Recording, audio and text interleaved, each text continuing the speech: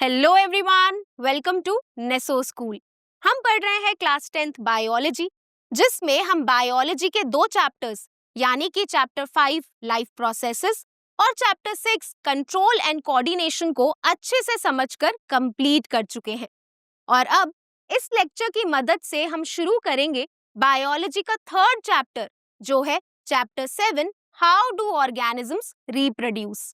तो चलिए बिना किसी देरी के शुरू करते हैं आज का लेक्चर, जिसका नाम है इंट्रोडक्शन टू रिप्रोडक्शन। और देखते हैं हमारे आज के टॉपिक्स क्या है। हमारा आज का पहला टॉपिक होगा रिप्रोडक्शन। इस टॉपिक में मैं आपको इंट्रोड्यूस कराऊंगी रिप्रोडक्शन प्रोसेस से।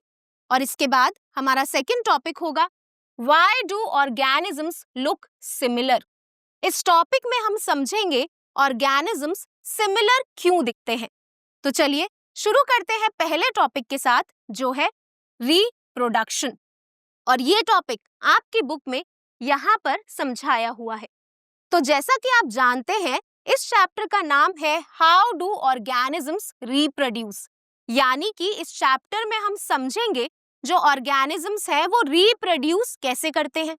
लेकिन इसको समझने से पहले हमें रिप्रोड्यूस वर्ड यानी कि रिप्रोडक्शन का मतलब समझना होगा। तो चलिए रिप्रोडक्शन का जनरल इंग्लिश मीनिंग समझते हैं सबसे पहले।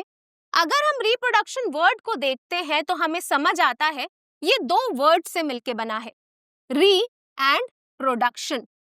जो री है वो एक प्रीफिक्स है जो आया है रिपीट वर्ड से, और रिपीट का मतलब होता है दोबारा किसी चीज को दोहराना, और प्रोडक्शन का मतलब होता है प्रोड्यूस करना यानी कि उत्पादन करना। तो रिप्रोडक्शन का जनरल इंग्लिश मीनिंग क्या हुआ?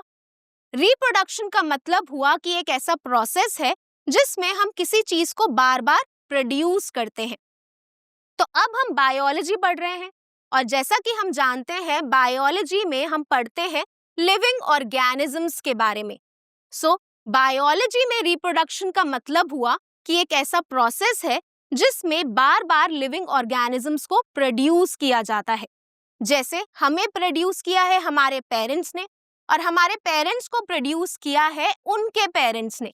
सो रिप्रोडक्शन एक ऐसा प्रोसेस है जिसमें पेरेंट्स बर्थ देते हैं, जन्म देते हैं एक नए ऑर्गेनिज्म को। सो reproduction is a biological process in which living organisms produce new individuals, that is offspring of their own kind. Reproduction एक बायोलॉजिकल प्रोसेस है। बायोलॉजिकल प्रोसेस का मतलब होता है वो प्रोसेस जो लिविंग ऑर्गेनिजम्स में होता है।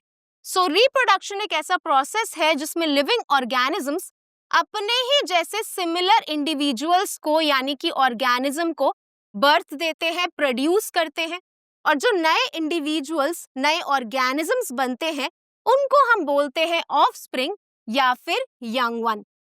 सो रिप्रोडक्शन एक ऐसा प्रोसेस है जिसमें पेरेंट बर्थ देते हैं, जन्म देते हैं ऑफस्प्रिंग को या फिर यंग वन को। तो आई होप अब आपको रिप्रोडक्शन प्रोसेस क्या होता है क्लियर हो गया होगा। अब अगर मैं आपसे पूछूं कि क्या रिप्रोडक्शन एक इंडिविजुअल के लिए जरूरी है, एसेंशियल है? क्या रिप्रोडक्शन एक लाइफ प्रोसेस है? नहीं, रिप्रोडक्शन एक लाइफ प्रोसेस नहीं है।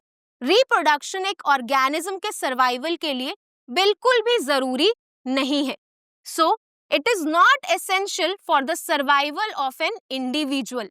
जो रिप्रोडक्शन है वो इंडिविजुअल के ऑर्गेनिज्म के सर्वाइवल के लिए बिल्कुल भी एसेंशियल, बिल्कुल भी जरूरी नहीं है। तो फिर ऑर्गेनिजम्स रिप्रोडक्शन क्यों करते हैं? चलिए समझते हैं एक एग्जाम्पल की मदद से। अगर यहाँ पर जो मंकीज हैं वो रिप्रोडक्शन करना बंद कर दें, यानी कि अपने ही जैसे सिमिलर मंकीज को प्रोड्यूस करना बंद कर दें, तो क्या होगा? तो धीरे धीरे अर्थ पर मंकीज की पॉपुलेशन कम हो जाएगी, और धीरे धीरे करके जो अर्थ पे मंकीज की स्पीशीज है यानी कि जो मंकी की प्रजाति है वो खत्म हो जाएगी, एक्सटिंक्ट हो जाएगी। तो रिप्रोडक्शन की मदद से जो मंकीज हैं वो अपनी पॉपुलेशन को इंक्रीज करते हैं और अपनी स्पीशीज को सरवाइव करने में हेल्प करते हैं। सो reproduction is essential for the survival of the species.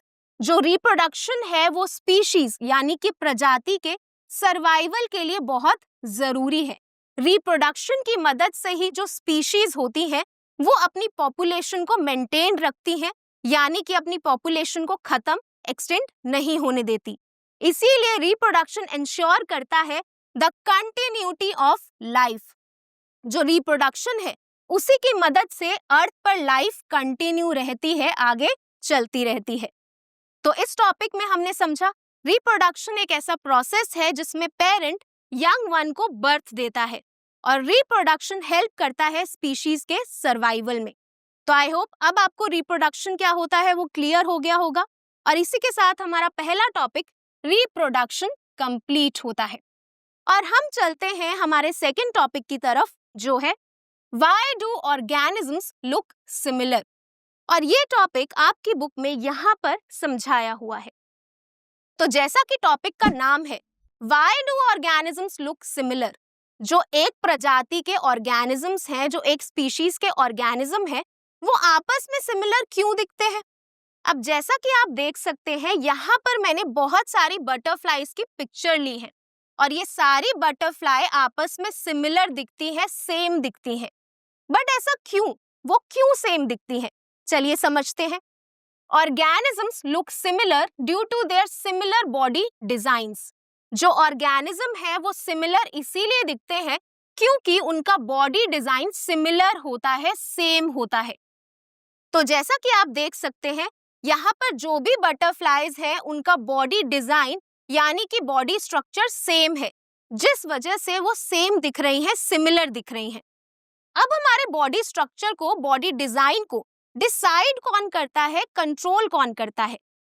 तो जैसा कि हम क्लास 9th में समझ चुके हैं, सेल के अंदर प्रेजेंट होता है न्यूक्लियस और न्यूक्लियस के अंदर प्रेजेंट होते हैं कुछ मॉलिक्यूल्स जिनको बोलते हैं डीएनए मॉलिक्यूल्स। डीएनए वो मॉलिक्यूल्स होते हैं जो सेल के न्यूक्लियस में प्रेजेंट होते हैं और इनके अंदर एक लिविंग ऑर्गेनिज्म की सारी इंफॉर्मेशन होती है, यानी कि एक लिविंग ऑर्गेनिज्म का साइज क्या होगा, शेप क्या होगी, कलर क्या होगा, ऐसे सारे फीचर्स की इंफॉर्मेशन होती है डीएनए मॉलिक्यूल्स के अंदर। So the information for body designs is stored in DNA molecules inside the cell nucleus. Body design की जो भी इंफॉर्मेशन है वो स्टोर होती है डीएनए मॉलिक्यूल्स के अंदर, जो प्रेजेंट होते हैं सेल में न्यूक्लियस के अंदर। सो डीएनए मॉलिक्यूल्स हमारे सर्वाइवल के लिए बहुत जरूरी है क्योंकि इनके अंदर हमारी बॉडी डिजाइन यानी कि बॉडी स्ट्रक्चर की सारी इंफॉर्मेशन स्टोर्ड होती है। लेकिन डीएनए और रिप्रोडक्शन आपस में रिलेटेड कैसे हैं? तो जैसा कि अभी हमने समझा, रिप्रोडक्शन एक ऐसा प्रोसेस है जिसमें लिविंग ऑर्गेनिज्म अपने ही जैसे सिमिलर बॉडी डिजाइन के ऑर्गेनिज्म को प्रोड्यूस करता है। और अगर दो ऑर्गेनिजम्स का बॉडी डिजाइन सिमिलर होता है तो यानी कि उन ऑर्गेनिज्म के डीएनए मॉलिक्यूल्स भी सेम होंगे, सिमिलर होंगे। तो इसीलिए डीएनए रिप्रोडक्शन के लिए बहुत जरूरी है क्योंकि रिप्रोडक्शन में हम सिमिलर ऑर्गेनिजम्स को ही प्रोड्यूस करते हैं। तो आई होप अब आपको क्लियर हो गया होगा कि जो हमारी बॉडी डिजाइन की इंफॉर्मेशन है उसको कंट्रोल करते हैं डीएनए मॉलिक्यूल्स।